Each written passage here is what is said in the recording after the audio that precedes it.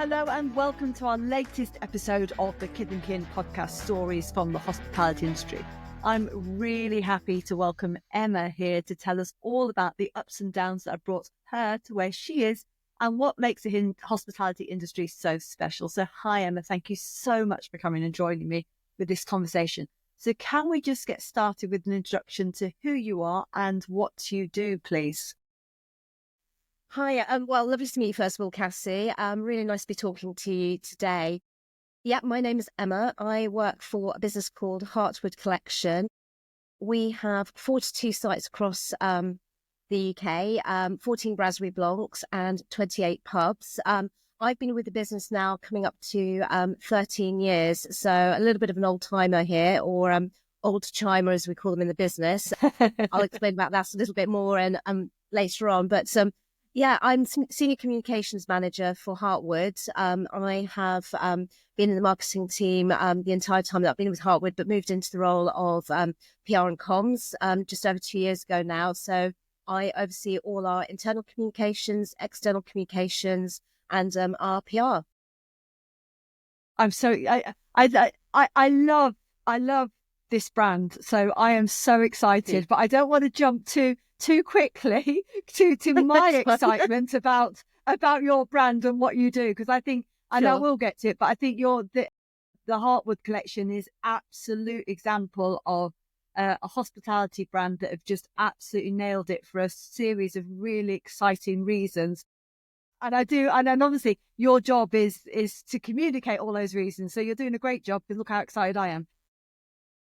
But let's start with your story and how you got into the hospitality industry, because your story is not quite as straightforward as some others, because actually you started in law and so you've moved across. But where is your first experience of that and hospitality, and how does this all tie together?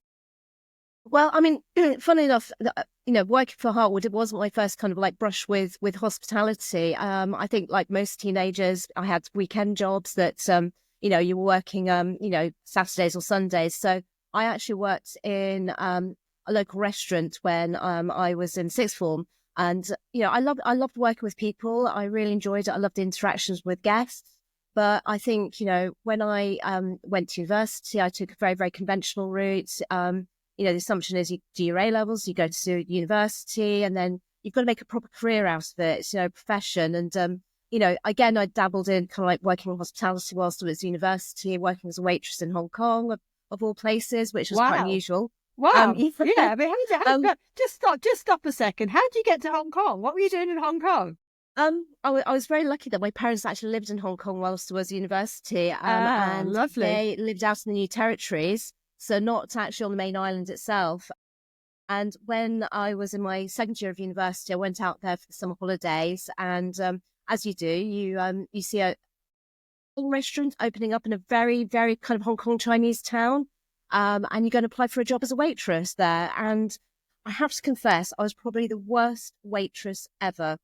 I had zero training. I was working in an Italian restaurant owned by Hong Kong Chinese owners who didn't really have much of an idea about Italian cooking, and then taking the orders over the phone for takeaways and deliveries. I just absolutely lost it. I couldn't do any of the addresses correctly. I've got no idea how half pizzas that we delivered actually made it to their final destination. I think they were quite, happy when I said, actually, I'm going back to university to finish off my degree. I'm not going to be returning. I think I probably did them a massive favour and saved them a lot of money at that point. Excellent. Yeah. So anyway, so you're back. So university doing what you're supposed to do, what you've been told you should be doing. Yeah. So I was doing a history degree at that point. From that, I always knew I wanted to do law, and that was my career path. And I knew that I could do a conversion course after my degree rather than doing a law degree at university itself. So finished my degree, went straight into law school, did 2 years of law school, racked up a huge amount of student debt, as you do. So I really had no choice at that point but to kind of follow a career in law, because I had to pay off the debt for a start. Did a year as paralegal, and then got a training contract, qualified. Accidentally qualified into an area of law that I wasn't that keen on, but I had a good opportunity to get a good job after I qualified. So I went into corporate property law, and spent the exciting stuff. exactly. Yeah, a real kind of like people business, that one. So I spent another 10 years, 10 years doing that. I got married, had my son, and I was early 30s, and I got to the point where I realised that I really I wasn't enjoying it. I didn't have the career aspirations to want to be a partner, spend the next 30 years of my life, working with banks and property developers and just buying land for building more houses on. So I started to explore after my son was about a year and a half old about what else could I do, and I've always had a bit of a creative streak and a great imagination, and I just kind of wanted to kind of tap into that. And I was quite lucky that I was friends with somebody who was working for Brasserie Barco, as it was then known, and they just appointed a marketing director, and she really needed some extra help. And my friend said, well, you're interested in marketing. Do you want to come along and, see what it's like for real? And I was like, great, yeah. So I joined for 3 weeks work experience. About halfway through that first 3 weeks of work experience, where I literally was thrown at the deep end. It was so hands-on that I was learning stuff every single day. We were literally opening 2 sites during that time as well that I was there. And then, Catherine, my boss, the marketing director, she said, would you like to stay on for a 6-month contract? And I was like, yeah, you know what, I would. Yeah. And then kind of like about 3 months into that 6-month contract, she just said, would you just like to stay on? And I was like, yeah. So nearly 13 years later, amazing, yeah. Here I am. And, the reason I'm still here is because each day is different. No one, there's no one day where you can say it's exactly the same as before. It's really hands-on. I love the fact that it's such a people business, and you're spending time around some really great people. And, the fact that, you have a lot of fun while you do it. I've got some of my best friends here as a result of working here. I just absolutely love, the business and hospitality as a whole. And it's, I've really found my niche here.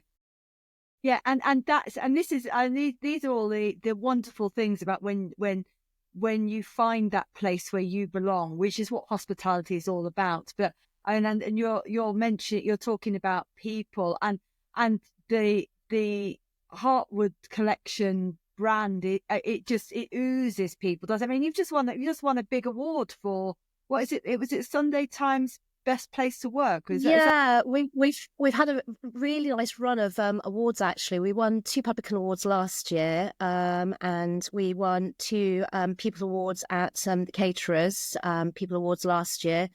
We also got recognised as Sunday Times Best Place to Work, and we're very, very fortunate that we've been shortlisted for 5 Publican Awards this time around, including Best Employer.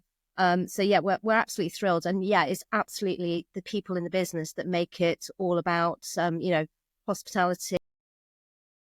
I don't want to say we live and breathe it, but we are very, very passionate about it. But I think that this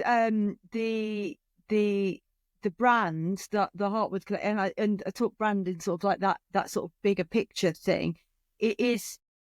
It's just a perfect example of how when you get it right, it works, and it just sort of emulates out. And that coming from that call central point to the employees and the people in the business and how they feel that they belong, how then that can translate into how the customers feel about it, because it's always about that emotional engagement with customers. But let's just for anybody who doesn't know what the brand is and what it stands for, because I mean I say I'm so excited about it, I could but just explain where it came from, what it is, and what it actually does. I mean I say you've got all these pubs, but tell us a bit more about it. Okay, well, I mean, if you want to go back to the absolute roots of this, it all started in 1996 with Raymond Blanc. Obviously, most people will know him for Le Manoir and the 2 Michelin stars that he's got there. But back in 96, he had this vision of bringing really great home-cooked, seasonal, sustainable food to the plates of everyday people, at affordable prices. Didn't quite work out as he wanted, but, it still grew as a brand. In 2012, I want to say it was, the Brasserie Blanc brand was taken over by Brasserie Barco. And then we grew the brasseries up to 14 brasseries across England. And then alongside that, in 2010, we thought, well, hang on a minute. This concept of, really good, fresh cooked food, it could work well in pubs. At that point, smoking ban coming in, people were seeking out gastropub experiences. So we were like, okay, let's do a little bit of an experiment. So we opened 2 pubs to start off with, and it worked. We were great. Over the years, we kind of gradually added on a few pubs here and there. And then back in 2022, we were like, right, okay, we want to take this to the next level. We've made it through the pandemic, we survived, and we've kept everybody on board, which is great. We've not kind of like tough and a tough thing to have done as well. Really, I mean, really tough times. Anyone getting through that, you want to can we have a gold star, please? We did it. Exactly. So we got to 2022, and we were very lucky to have investment from our private equity partners, Alchemy, and they said, we see, we love what you're doing. We want you to grow, and we want to support that. And, how about, you move into pubs with rooms? And we're like, wow, okay, this is a big thing for us. Yeah. So we said, but you know what, we're going to go for it. We've got some really brilliant people in the business who are ambitious as well. We want to make sure that we're growing a business that, supports their development as well at the same time. Talent, it's always really important to retain great talent. And, one of the ways of doing that is by growing and diversifying as well. Yeah, because you've got that even with the board level, haven't you? That some of the board level and all the way up, there are people that have started almost at floor level and ended up on board, which is, which is absolute testament to that whole thing of nurturing your people and having, holding on to that value. Yeah, I mean, as you say, at a board level, you've got Richard Ferrier, who started off as an analyst with the business, pretty much about the same time as I started with the business, and he's now CEO of Heartwood. You've got Helen Melvin, who has been in the business for longer than I have as well. She started off as finance director, but actually is now, heading up a really successful and strong people team as well. And there's examples across all levels of the business of where people have started from the ground up. We've got 2 operations directors that started off as managers inside. Our head of learning and culture started off as a waiter in one of our brasseries. So it's great to see these careers kind of develop and grow. And, we've created opportunities for all these people to, discover what they're passionate about and, develop that and evolve that and, give them a place to thrive, which is so important. And I think that's a really interesting, point that you've just made there about when you make a decision as whether or not to grow a business or to grow a brand, that actually it's not just about what people consider just those financial decisions or those choices there. It is also about nurturing the people and giving the people the opportunity and being able to hold on to people. So actually the people piece becomes a really important part of that conversation and that decision making. Absolutely. I mean, I think for us, it all feeds into the success, the business. If you create opportunities for the people within the business, if you've got a really strong training plan, we have a policy where, we try and promote internally to management positions 75% of people, only externally hiring 25% into management roles. And if you've got people that are really passionate about what they do, that is going to then feed into the guest experience. It's just this like really lovely holistic picture, where everything is like, looked at. And if you haven't got your people, with you on the journey, then you're not going to succeed. You're not going to get your guests to buy into that because, you haven't got the people that are speaking about it with kind of real passion and heart. So, and then going back to the growth thing, with the investment we had back in 2022, that gave us the opportunity to move into rooms. And we spent, best part of a year and a half, planning our first pubs with rooms. So it came to beginning of last year, we didn't have any pubs with rooms. And then by the end of 2024, we had 5 pubs with rooms, 75 bedrooms in total. 2 further pubs opened, and confirmed that we've got another 7 pubs opening by summer this year as well. Amazing. So they're definitely keeping you busy. So this is yeah. Yes. Yeah. I spend a lot of time talking to people. Yeah. But isn't it, I mean, I can only imagine that how much joy you can get out of your role when you feel that you really, it's a place that you really belong with all these other people, all of you together know where you're headed, you know what you're trying to achieve, you know what that customer experience needs to be, and how you're influencing customers and making a difference to people, not just your customers, but also the team itself, and all of you working together to achieve something. That must be it must be a very enjoyable environment to be working in, and also to have those clear messages that you can communicate. Absolutely. I mean, I think as part of the public awards judging process, you have these days where one of the judges comes to kind of like visit various sites, and I had the pleasure of kind of like organising those 5 days, and going around business, talking to people across the different sites, and just kind of like seeing what people talk about. It gave me a huge amount of pride in what we do. Just kind of all these, from chefs in the kitchen to the managers to supervisors that we were talking to, just the fact that they are all of them go into work each day kind of really excited about what the day is going to deliver. It just gave me a huge, it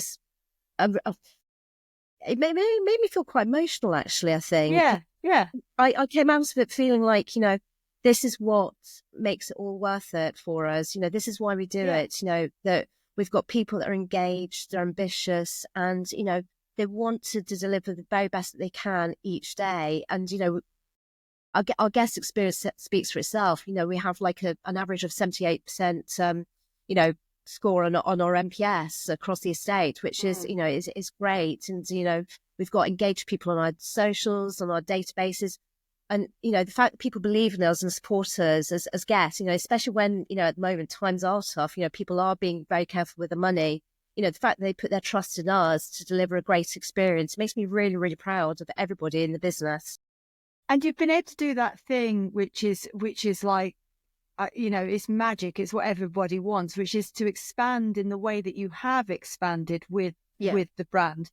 And yet every single site feels so personal and unique in that I guess, I'm guessing, but as a member of staff, but certainly as a customer, you walk in and it still feels that, it still has that feeling of not being a chain, of not being part of, it has the advantages of having all of that, like other stuff around it, but actually it still feels like it's that ownership piece, isn't it? I mean, I know that one of the things that you say about yourself is creating places that the people feel proud to be theirs. So you're the employee, your team walking in and going, they're proud that this is theirs, but also that the customers feel like that as well, that it's theirs. I almost accidentally named a different chain where I was going to say it's not like such and such. I know that's completely unprofessional. I must not do that. But there are examples of brands that grow so big and that people do go to them all the time, but they then just become very generic very quickly. And I think that's the power of what when we talk about brand, what brand is, isn't it? It's like you've got a real. And one of the other lovely things I love about, which is where it's communicating that brand, is you've got your brand characters, haven't you? Which I mean, when people are doing branding work and they start talking about archetypes and things, and it doesn't necessarily make so much sense unless you're building brand.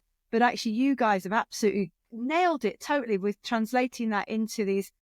I always say these little cute characters, which just sum everything up, but there's nothing that you're not telling people. So people can understand exactly what the values are, and that's not just the customers, it's also your team. So as you're going back to when you're talking to your team, you can hear them retelling those same stories because they become their own and they can communicate them. Yeah, absolutely. I love it. Yeah, I mean, when we did do the rebrand a couple of years ago, it was I mean, funny enough, I don't know if you can see, I'm sat in Woody's bar, which is actually in our boardroom. You know, again, Woody is one of our characters. Yeah, we wanted it to be something. When we did the rebrand, it wasn't just like a kind of like a reskin, so to speak. It was, let's look at the business as a whole. What's really great about us, you know, one of the things that we're not very good about is actually talking about ourselves, if that makes sense. So we knew we would do all this really good stuff, and, you know, we were all working really hard, but we weren't kind of quite putting it out there in quite the way that people understood or recognized. So we were like, right, what's really good about the business? We know we've got these, you know, these cultural values of, you know, seek excellence, genuinely care, lead by example. That is kind of like, you know, that is what business is based on. How do we then kind of communicate that to everybody else? And so that's where the brand ambassadors like, you know, Woody and Cedric and Belinda all came about, because they all represent something slightly different. And we're not a brand, as you say, we're not a brand that's like overtly out there. You know, when we open a pub, we very much listen to the local community. We talk to them, we work with them. We're often taking a building that's been, you know, very much loved in the past, has fallen into kind of like hard times, so to speak. We're bringing that back to life. And for us, if it doesn't work as a pub for the local community, then we're failing. It has to be that, become that hub of the local community. So that's where we're slightly different as a brand, you know, from maybe other kind of pub groups, you know, who all do, you know, an absolutely fantastic job, is that, you know, we are first and foremost this hub of the community, but with this overarching kind of Heartwood family kind of brand sitting over it, which is, you know, means that, you know, you're talking about somebody that's, you know, skilled chefs, seasonal food, sustainability, you know, great guest experience. It stands for all of that without you having to go, you know, stick a sign in somebody's face and say, we're Heartwood Inns. And that's what people misunderstand about brand. And I think that when I'm talking about some of those other chains that I think are getting it wrong, they're growing, and they're just putting it, they just sort of go into somewhere, rip it out, put it here, we've got another one.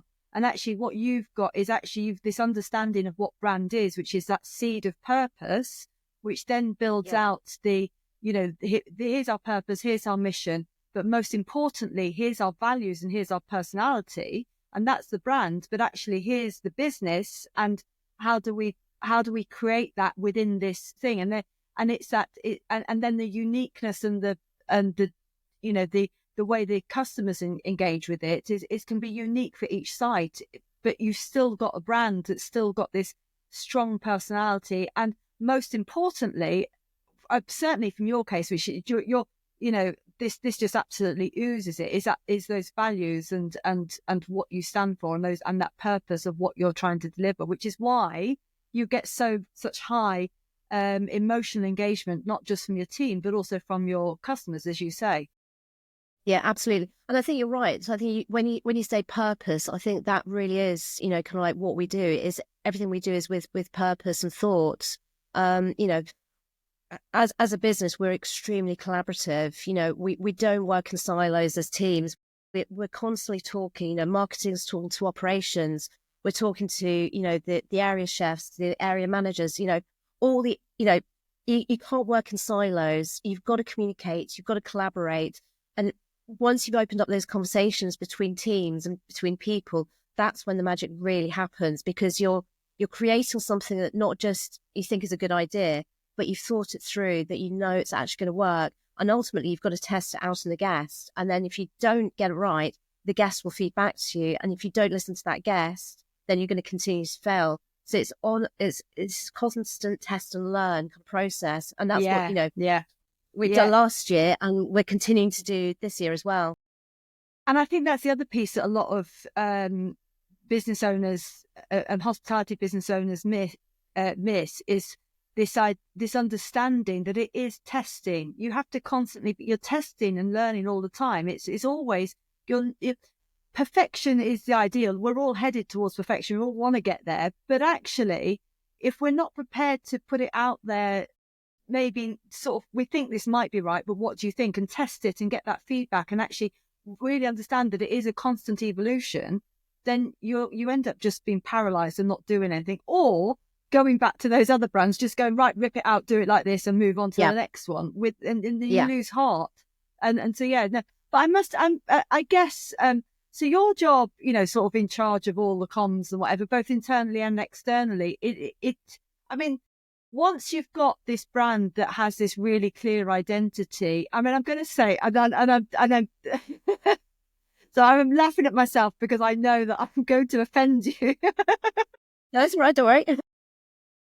When I say it must make your job easy, easy is totally the wrong word, because I don't for a second think your job is easy. But once you've got you can understand it because you're emotionally engaged with it, and so is everyone else. It changes your job into something that you're not chasing after stuff and firefighting. You're now just, putting it out there and actually being a magnet for things to come in. Yeah, no, I mean, I no offense taken. I absolutely agree with you. I think it's it does make my job easier. What it does allow me to do, once all these little things are kind of like ticking over, we've got kind of like consistent internal comms, the external comms, we know what we're doing with that. I think what for me is really exciting is it then opens up, other opportunities and other projects that I can take on. So, for example, this year we're taking on, because we're opening a site in Marlow in the summer, we're taking on Pub in the Park for the first time in Marlow. And overseeing that is quite a daunting project because we've never done festivals before. This is a complete new thing for us. And if 12 months ago or 2 years ago, if somebody said to me, we're going to do Pub in the Park, I'd just be like, there's no way, we can't do that. We haven't got the capacity. Chaos. Yeah, but because of things started to fall into place, and the things that we're doing at the moment, even though we're opening 7 sites in the next 6 months, I feel less daunted about the prospect of saying, right, we're going to go and do Pub in the Park. We're going to go and shift 4,000 dishes and, operate for 4 days in the festival that we've never ever done before. Yeah, exactly. Yeah. I'm actually now really excited about it. Yeah, exactly. You can look at it 2 ways. Is this something really scary and, oh my goodness, what on earth are we doing? Or is it something, oh my goodness, look at this amazing opportunity to do something amazing. And it is that whole, going back, if you get that, if the core bits right and therefore, the stuff that everyone else is chasing after has become easy, then actually, as you say, you've opened up all these other opportunities that means that the whole business and brand can keep moving forward. How exciting. Exactly. And I think the fact that we know we've all got each other's backs, nobody is ever set up in this business to fail. Everybody wants everybody to succeed and to succeed together. So, knowing that, having that reassurance behind you as well, again, doesn't make my job easy. But I feel reassured that I'm not being set up to fail, and nobody wants me to fail, and that is absolutely invaluable, to have, to know that people are, have got each other's backs, we're supportive, we're collaborative, that makes a huge difference to a business and the culture of it. And so these days, how involved is Raymond Blanc in any of this now? Is it just the story, or is there an involvement still? He is involved. He's still our chef patron, and he's very much involved in things like menu development. So, for example, last week we had the menu tasting for our spring menu, which launches end of next month. And he was there the entire day. He was in and out of the kitchen, talking with the chefs, tweaking things, feeding back on stuff. He's very, very supportive of what we do. I think he's got a very busy schedule. I mean, he's probably the busiest man I've ever known, in the past 13 years.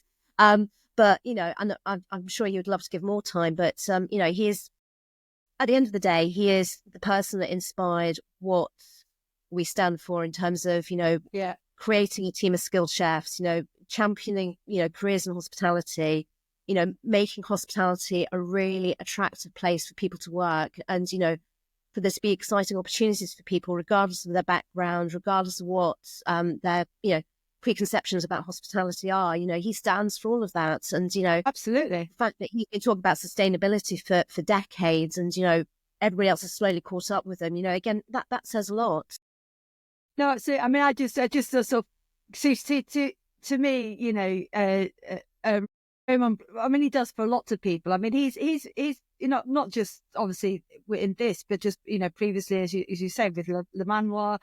I mean, I used to own a fine dining restaurant, so we would always be sort of watching what Raymond was doing, and and he's responsible for training so many of the chefs, those Michelin star chefs that we know so well, Marco Pierre, Sat Bain, who's been mentioned plenty of times on this podcast because he's local to where we're in the Midlands here, but even Heston Blumenthal and people like that. So but all of that in terms of what Raymond stands for and those values that he emulates have just also all been packaged into this beautiful brand as well. And so it's absolutely fantastic. The whole thing. I love it. It's one of my favorite brands. So I mean, this is this is all a hugely exciting conversation for me because what we do as part of Kith and Kin is sort of try to support independents to develop this for themselves. These kind of exactly the same stuff. So it's so exciting to be able to have examples of brands like yours. That people can look to and go, oh yeah, and actually this can be emulated on that sort of high street kind of level. Even if you just got one single pub, you can. These are the same things that actually you can consider and make a massive impact to your team and to the customers. And so this is stuff that really excites me. Excites me just from a professional point of view, but also. Just personally, because I am definitely part of your target customers. I think you're right. I mean, I think one of the views that we take is that there is a place for everybody in this market. We're not kind of trying to oust the independents. We're not trying to compete with other businesses. We just want to do what we do really, really well. And a lot of what we try and do doesn't necessarily require a huge level of investment or anything like that. It's just being mindful about things like, how you train somebody, what skills you pass on to somebody, the values in terms of how you kind of deal with kind of guests and things like that. These are all small things that actually, they don't cost the earth, and it's just, we're just lucky that we are in a business where we're growing. But, for us, it's those fundamental things that are really, really important. So, for us, kind of like, we're always kind of more than happy to kind of, talk to kind of other people within the industry and say, we love what you're doing. How did you do that? What's your kind of magic, to achieve what you've done? And, likewise, just share ideas. We're all in this together. Hospitality as an industry is so fundamental to this country and really important. And we've got to preserve that. And I think more importantly, we've got to really kind of, break this taboo once and for all that hospitality is for people that haven't got ambition, because it is an industry that's full of such talented people, from whether it's chefs or whether it's, operations people. I mean, I could never do the job of an operations manager because seeing what they juggle on a day-to-day basis, I used to kind of like think, it's not a Monday to Friday job. It's not even a 7-day-a-week job. It's a 24/7 job now, especially now that we've gone with rooms. But I think, you've got to really care about what you do to actually succeed in this industry. Yeah. But it makes it easy. And I think that's, when people are struggling to find team members, it's from a team, from, potential members of staff point of view, they are doing what customers are doing. They're trying to find a place where actually who share their passion and enthusiasm for what they're doing. And so the fact that they keep changing jobs isn't a reflection of them, it's a reflection of the and sometimes it's like customers, sometimes they're in the wrong place, or maybe they're looking for that place to belong, and once they find it, they stick around in exactly the same way that your customers do. And I think that that's an important thing for people to understand. And then going back to what you're saying in terms of sort of you're a business that is growing, but it's able to grow because you've got like loads of all of them. I'm not going to say loads of them. You've got all of them. All of those fundamentals are right in what you're doing, which is allowing the opportunity for growth. Where to the future? I mean, apart from the fact, I mean, I'm more than happy. I usually say that I want independence to smash the chains out and not, and and that we, and take away the high street domination of the chains domination of the high street. Sorry, but in this case, I don't consider you like that. I think you're much more on the sort of independent that just keeps growing, and that's a different idea. But so where's next? I mean, apart from that, I say you're taking over everywhere, which is great for me. Come close to me. I'd love it. Yeah, we'll watch the space. I mean, yeah, we've got 7 more sites, confirmed to open by the summer. 2 of those with pubs with rooms, which is again really exciting. And there's more in the pipeline. I mean, as Heartwood Collection as a whole, the ambition is to get to over 60 sites, including the 14 current brasseries that we've got.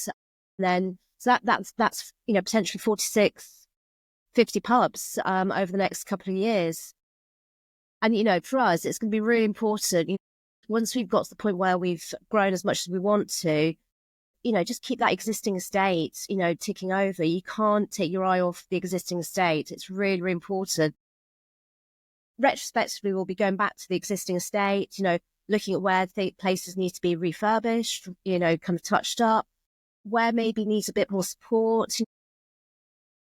Again, it goes back to what I was saying, it's like constant learning process. You're going back and revisiting, reviewing stuff. So I think, once we've got over this period of kind of quite quick growth, then it'll be a time to kind of go back and reevaluate what we've got and, hopefully kind of looking back and hopefully say, yeah, we've done it really well.